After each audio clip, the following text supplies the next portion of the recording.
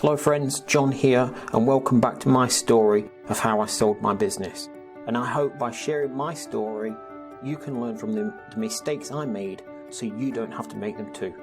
So in this video, I want to tell you the 5 most important things that my investor friend taught me that we'd have to do to sell our business. I'm sure there's probably more than 5 things you need to do, but these were the most important things. By doing these, we jump to the top of any buyer's shopping list. In fact, my investor friend told me if we didn't do these, we'd probably not sell at all. So strap in and let's get going. The first one is diversification.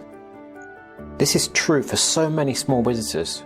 2 or 3 clients that make up 60 or 70% of total sales. From a buyer's point of view, if one of these goes away, goes bankrupt or just decides not to pay, this is going to have a huge impact on the business. The ideal situation is not to have any client making up more than 10% of the total turnover. Now, if this is the same in your business, then don't worry. In a later video, I'll tell you an easy way that I diversified our business that you can do too. The second issue is having a management team. With our business, clients would come directly to me. I'd get phone calls on a Saturday night to ask if I could get a tender into them by Monday morning. Now, from a buyer's point of view, they just don't want that direct contact with clients. Making the business less reliant on you is important whether you want to sell it or not.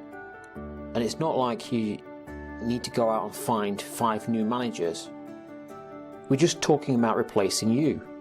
In our business, I promoted Sheila, who already worked in the business, and we made her general manager. The best thing though, by doing that, it freed me up to focus on selling the business. So on to the third issue we needed to fix, our accounts. I'll be honest, we never really knew what was going on in the business until we did this. And we didn't even take much effort. Now we just press a button and we have up-to-date accounts. That's an easy one to fix. So what about the fourth issue, systems? I always thought having systems was just about having a computer for staff or having a piece of software, but it's not. Systems is more about having a method for completing a specific task as efficiently as possible, and then just training everyone to do it in the same way.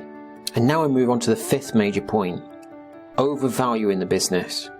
You remember in my earlier video, when I was trying to discover how much the business was worth, I asked a business broker. Now, we'll talk about them later on, but the short story was the broker valued the business at the highest valuation.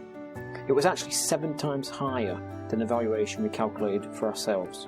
I've since learned from my investor friend that this is normal for business brokers, and in fact, over 98% of businesses listed with a broker never actually sell anyway. Let's have a bit of a reality check on this one. Most investors want to get their money back in 3 to 5 years. So an easy reality check is to ask how many years it would take, based on your profit figures, to get their money back. If the answer is more than 5, it's probably overpriced. So that's it for this video. In the next video, I'm going to show you where you can sell your business and how to market it.